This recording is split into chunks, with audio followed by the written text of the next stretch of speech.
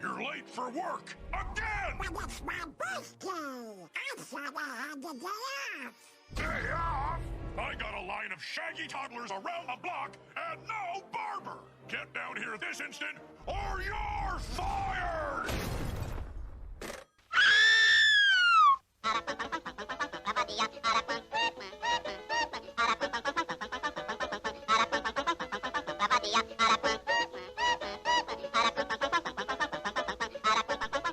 By the way, amigo.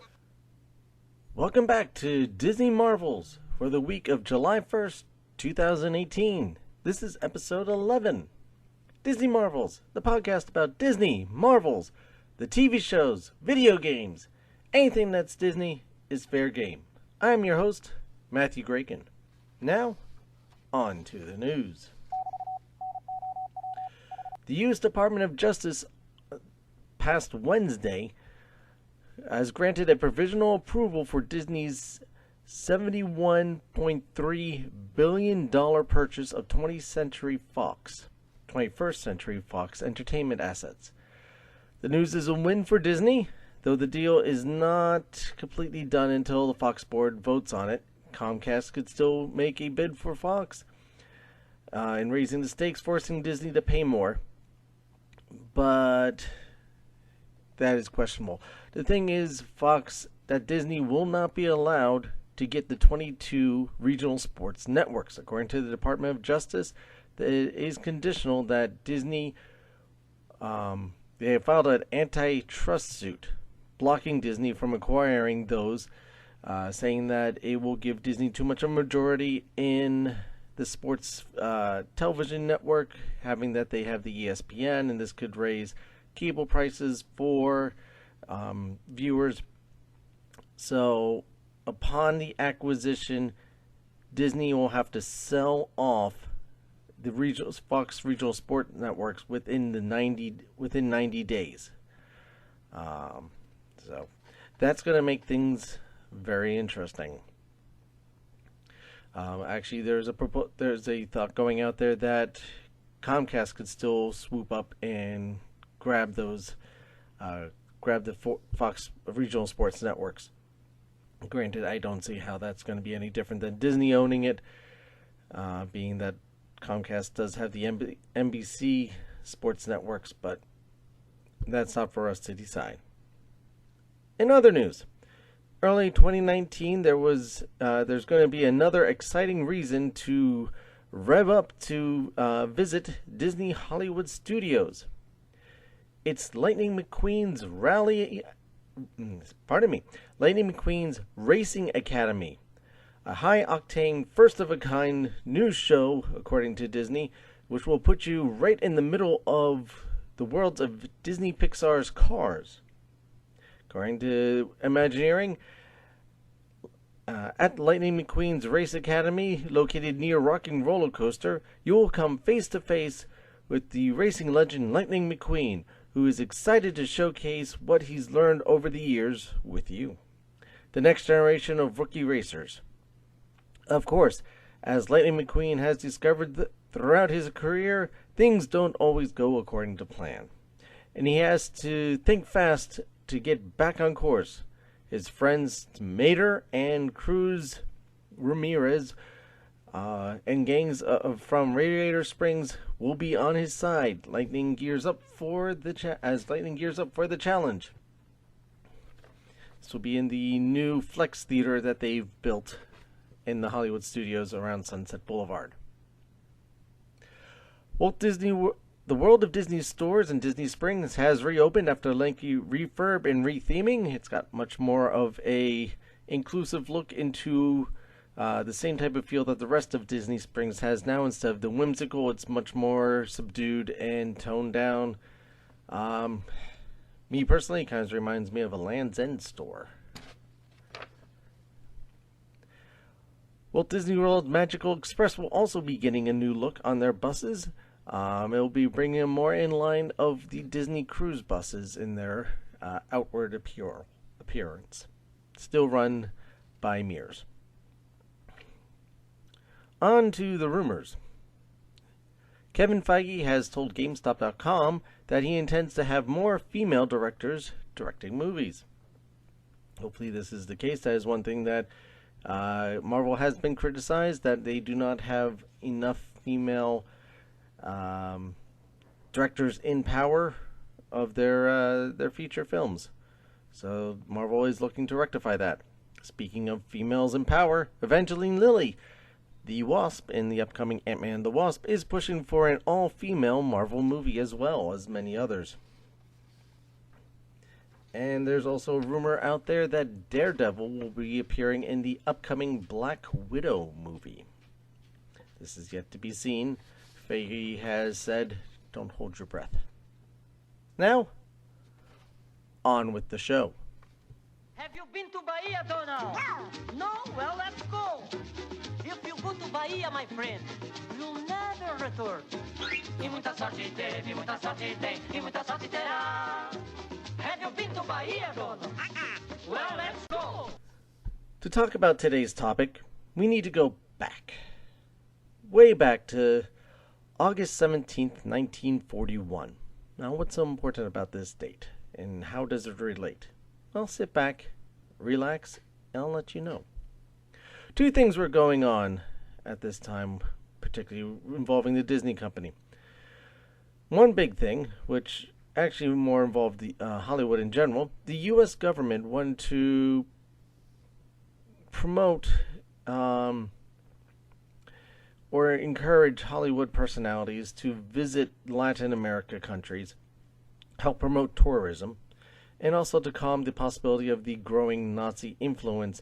Once now the fall of Nazi Germany, a lot of the prominent Nazi supporters and generals were believed to have escaped into South America and Latin America countries, and possibly the fears were that they would start back up with what they were doing. So the government wanted to get Hollywood involved because, well, people love Hollywood and people listen to Hollywood. So let's get the people down there and get the studios involved and making pictures and involving in their TV shows and just promoting. Well, it wasn't very much in the way of TV shows at that point, but promoting the Latin America culture and the countries and get people interested and involved. Well, unfortunately, this wasn't going so well. So they turned to Walt Disney and started begging him. The other big story, unfortunately, going on at the Disney company itself at this time was very much the unrest of the studios. The staff and the animators weren't exactly happy with the leadership and what was going on at that time. And the unions were basically banging at the gates, trying to make their way in and unionize the studios. And Walt personally took this very hard. He trusted his staff. He saw them a lot, friends and family, and it was very personal because, well, it's his name on that billboard, on the entrance.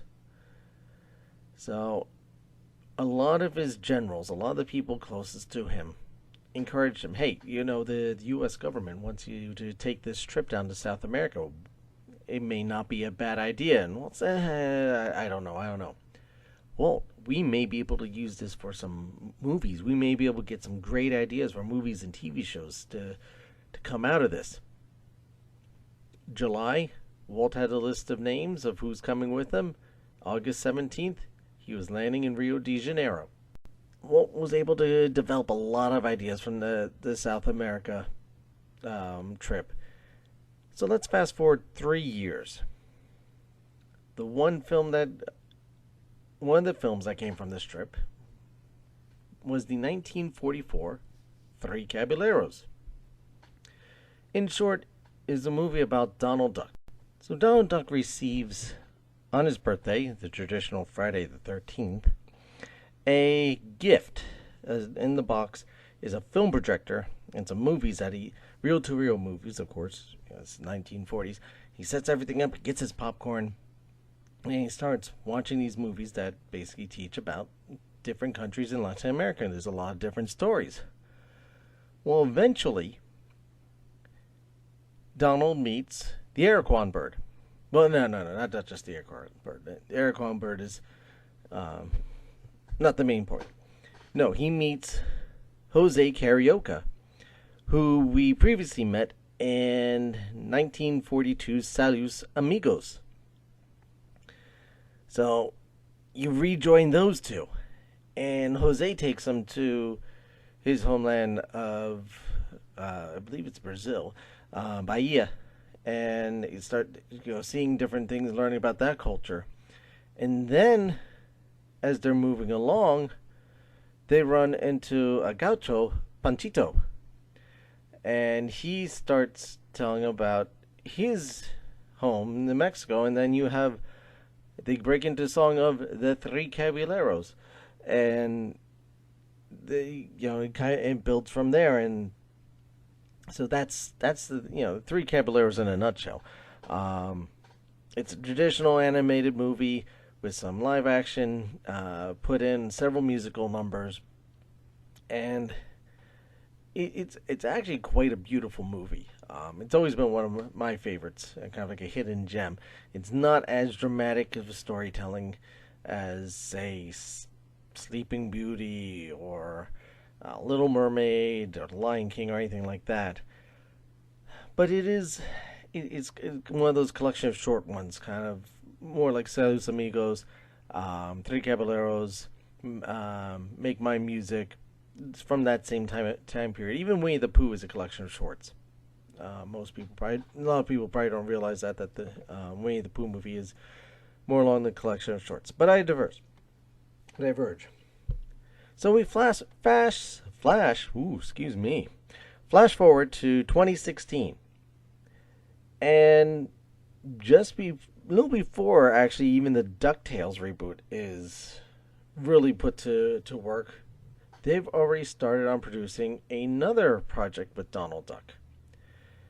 And it's a new show in production called The Legend of the Three Caballeros. So despite its earlier production, The Legend of the Three Caballeros actually did not debut until June 9th this year, 2018. DuckTales came out last year in 2017, November 2017, I believe. So there's a... Now, this is where it gets interesting. It's more of a reboot. So kind of just like the movie, the series starts off, the series of 13 episodes. What a surprise, it's Donald Duck. Which is only available on the Disney Life app currently in the Philippines. But there are, being modern technology the way it is nowadays, there are ways to be able to see it. And this is actually how I was able to get it. I was able to look it up on YouTube or one of your other free streaming services, and you might be able to find it out there. Most of the episodes in English, for those who listen to it want to watch it in English. So it starts off just like the movie on Donald's birthday, Friday the 13th. Donald's happy at his house, making himself breakfast. Everything's wonderful and going well, and there's a song in the air, a smile on his lips, a dance in his step. And Daisy calls him on the phone. I'm in town, pick me up at the bus stop. He's already happy. Then he gets a call from his boss. You're late for work. And Donald's like, oh, it's my birthday. No, he has to come into work. All right, so things start going downhill from there. Well, without spoiling too much, this is Donald Duck, and things hit rock bottom. I mean, just everything falls apart for him. Nothing goes well. Nothing's happy. Nothing's good. So, where you go from there? He's sitting on the curb, and he gets a letter. And in the letter, not right now, Siri. He gets a letter saying that he's got an inheritance from his great uncle Clinton Coote. Oh boy, things are turning around. So he's got money now. He goes to what he thinks is Clinton Coote's mansion. He makes himself a sandwich because he's hungry. And He's kicked out of the mansion because it's actually someone else's house. His inheritance is the adventure shack next door. So, kind of dismayed and just upset. He meets the lawyers there, and she's explained that, this was left to you and 2 others. Well, who else is it left to? Just then, of course, Jose Carioca shows up. And they're introduced for the first time. And then, jumping out of an airplane is Panchito. So that's how the 3 Caballeros in this are reunited. They haven't met each other before. So this is, like I said, more of a reboot. As things go along, Daisy, who is not really happy with Donald, decides to send over her nieces, April, May, and June. Not the nephews in this one. It's April, May, and June this time around. So they're charged with keeping an eye on Donald, trying to keep him straight. And they fill in the place for Huey, Dewey, and Louie. And you know what? They are a good complement to the story, I feel. In addition to April, May, and June, you have Xandra, the self-proclaimed goddess of adventure. She is the 3 Caballeros' guide, guardian, and teacher of who they are, how they ended up here, and their roles. Basically, their great-grandfathers or somebody in the past were the original 3 Caballeros, going on grand adventures, fighting off mystical beings, and finding lost treasures. And Jose, Panchito, and Donald Duck are their descendants and have been charged now with the same job, despite the fact that they don't actually want it. The voice talents in this, I thought, were actually very rich and very good. Donald Duck is continuing his role as Tony Anselmo. I apologize if I butchered that name. This has been the guy who's done Donald Duck since 1986. So he's, this, for most people, this is the voice that you know as Donald Duck, besides Ducky Nash. Terrence Ducky Nash, who was the original voice. So yes, you have Tony as Donald Duck, which is the way it should be. You have Eric Baruzza as Jose. Jamie Camille as Panchito. Jessica DiChiaro as April, May, and June as the nieces. Greg Griffin as Xandra. And then Wayne Knight as Baron von Sheldgoose. He's one of the antagonists. And, you pick out the voice instantly, of course. You know it's Wayne Knight. You know it's Newman from Seinfeld, from the Jurassic Park. You recognize the voice, but he just fits the character so well, as does everybody else. Continuing along, you have Kevin Michael Richardson as the other antagonist. It kind of works in conjunction with Wayne Knight's character. So Kevin Michael Richardson plays Lord Feldrake Sheldgoose. You remember Kevin Michael Richardson as Gantu from Lilo and Stitch and many others. Then you have, last but not least, D. Bradley Baker as Airy, the Araquan bird. Airy's job is he's charged of maintaining the house. And as an Araquan bird, you could just imagine how good of a job he does sometimes. The stories are set up in conjunction with each other. All 13 just flow right through. Episode 1 ends. Episode 2 picks up the same point. Episode 3 picks up the same point where episode 2 ends. So it's just right in conjunction with each other. It's an overall story arc. So it's one you have to see each episode to figure out what's going on, because there is a progression. There's a progression in the Three Caballeros. There's a progression in the antagonists on regaining their abilities.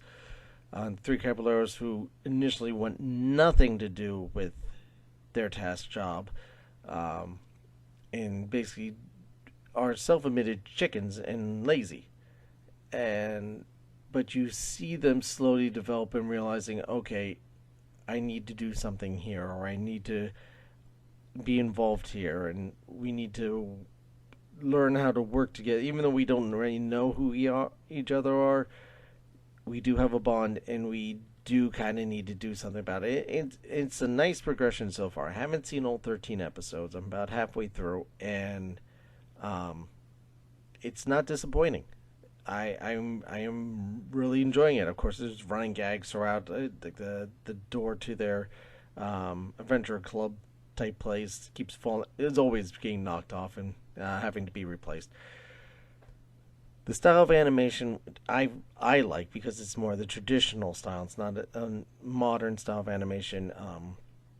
Very much smacks of the 40s and the 30s style animation that we're used to in the Disney shorts. Obviously, it's new technique. It's CGI and all that, hand-drawn CGI overlays. It's not but it's not like Ducktales that went to a very comic book style of animation, with a lot more rough edges and a much more modern look. You look at it, it looks like the Donald Duck that you've grown up with, your entire life. So it's very well done. Some of the stories can be a little bit of stretch of how it goes, but that's not a bad thing. They're fun. Watching these three go into adventures. I mean, we haven't seen the Three Caballeros together on screen since the House of Mouse. If you remember that, the Disney shows from the 90s on Saturday morning cartoons. Those were the days. Saturday morning cartoons where you actually wanted to get up early because you didn't have to go to school, and you sat there from 8 a.m. to noon watching cartoons. And I mean, you had great cartoons back then. A lot of Disney cartoons back then too. But the House of Mouse was one of those where you'd introduced traditional classic shorts or modern Mickey Mouse shorts. Not the ones that we have now. There was actually a time period between the old shorts that Walt was actually involved in what they're putting out now, that they're even basing attractions on. There was ones in the 90s that they did that were fairly well done. So yeah, we actually had the Three Caballeros back then, and I don't think that was the first time that they've been together again on screen since the original 44 movie. How about that? But one thing leads to another in this case. So, having the Three Caballeros together again, I mean, obviously different voices and stuff, but it's fun, and it's adventurous. It's a buddy movie because the buddy show because you got the two of them together, but you have a heavy female influence as well between April, May, and June, and Xandra.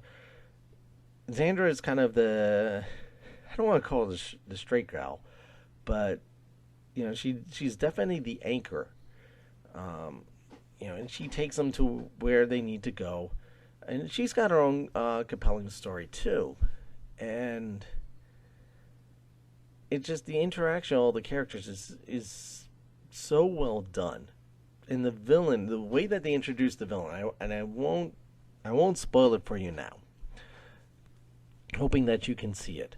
But the way that I love how they introduced the antagonist in the first episode, and it wasn't just I'm the bad guy, here I am.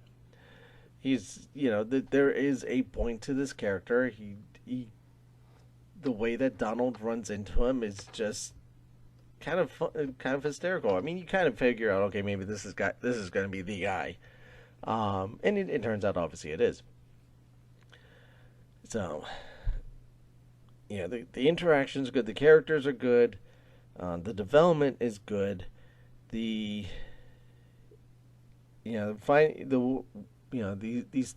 three bums more or less find out that they have all these riches, and They want to have a yard sale.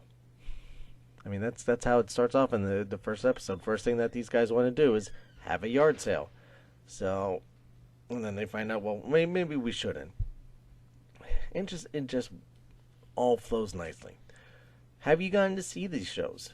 Let me know. Shout out on the Facebook group, facebook.com/Disney Marvels Podcast. Let me know what you think of the shows. Let me know if you have any ideas. Hope it keeps going. I mean, like I said, show's only available in the Philippines right now, but hopefully we will be seeing it sooner than later. I mean, unfortunately, they're closing down the Three Caballeros ride in Epcot to replace it with Coco. But, maybe this is just another life for them. They're not going away. So what do you think of the show? Let me know. Again, Facebook group. And while you're at it, don't forget to go subscribe to the show, share it out with your friends, let everyone know that you're watching, that you're listening, and give us a good old rating on whatever system that you're getting the show through. 5 stars would be brilliant. Love the content, love the topics. If you have an idea for a topic, email me or put it on the Facebook group. Let me give you that Facebook group again one more time in case you missed it. It's facebook.com/Disney Marvels Podcast. That's facebook.com/Disney Marvels Podcast. Or the email for the show is disneymarvels@gmail.com. One more time, that's disneymarvels@gmail.com. Keep in touch. Let's keep this conversation going. Let's keep everyone in touch. I hope everyone's doing well. Thank you very much for spending your time with me. And I appreciate it. I know you got a lot going on in your lives, but these moments together are special to me. Thank you very much. I want to leave you today, being that it's Independence Week or Independence Day in the United States, with a quote from Walt Disney. Laughter is America's most important export. By Walt Disney. And he's very true. Our comedies and our laughter and our movies and stuff do reach through the world throughout. Oop, that's just my little one right there, speaking of laughter. Well, thank you very much, everyone, and I'll see you next time. Can I do it? Say hi. Hi. Take care, everyone. We're three caballeros, three brave caballeros. They say we are birds of a feather. We're happy amigos, no matter where he goes. The 1, 2, and 3 goes, we're always together.